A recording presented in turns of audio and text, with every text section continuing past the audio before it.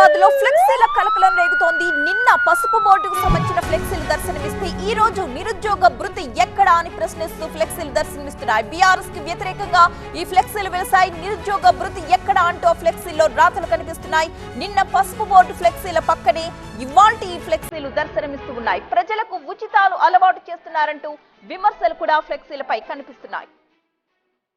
ఉపాధి అవకాశాలు కల్పించకుండా ప్రజలను ఉచితాల వైపు మరల్చి విపరీతంగా ఛార్జీలు పెంచి ప్రజలను మద్యంకు బానిస చేయడానికి చేసినందుకు కేసీఆర్ గారికి ధన్యవాదాలు అంటూ ఆ ఫ్లెక్సీలో మనం చూస్తున్నాం.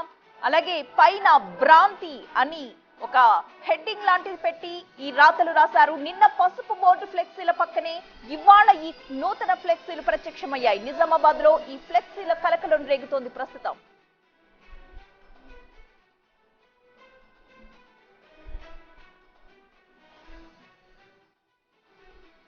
మా ప్రతినిధి ప్రభాకర్ సిద్ధంగా ఉన్నారు ఫోన్ లైన్ లో. ప్రభాకర్, రైట్, నిన్న పసుపు బోర్డుపై వేల్సిన ఫ్లెక్సీలకు కౌంటర్ గా ఈ రోజు దాదాపుగా 40 చోట్ల ఫ్లెక్సీలు వెళ్తాయి. తెల్లవారు లోపలనే వాటిని దించేశారు కూడా. కేసీఆర్ ప్రభుత్వం చేస్తున్న హామీలు నిలబెట్టలేకపోయింది, హామీలను నెరవేర్చలేకపోయింది అంటూ ఈ రోజు ఫ్లెక్సీలు వెళ్తాయి. ఆ ఫ్లెక్సీలను వెలిసిన వెంటనే దాదాపు అన్ని చోట్ల కూడా చించివేసినట్టుగా మనకు కనిపిస్తున్నాయి. కొన్ని చోట్ల మినహా మిగతా అన్ని చోట్ల కూడా ఫ్లెక్సీలను చించివేశారు. నిన్నటి నుంచి కూడా ఈ ఫ్లెక్సీ వారు నడుస్తుంది. తెల్లవారి లోపు పసుపు బోర్డు ఎక్కడా, ఇది మా ఎంపీ సాధించిన పసుపు బోర్డు అంటూ దాదాపు నిజామాబాద్ డిపార్ట్మెంట్ లో ఉన్న 7 కాన్స్టిట్యున్సీస్ లో ఫ్లెక్సీలను ఏర్పాటు చేశారు. సో దానికి కౌంటర్ గానే ఇది పెట్టినట్టుగా టీఆర్ఎస్ భావిస్తుంది.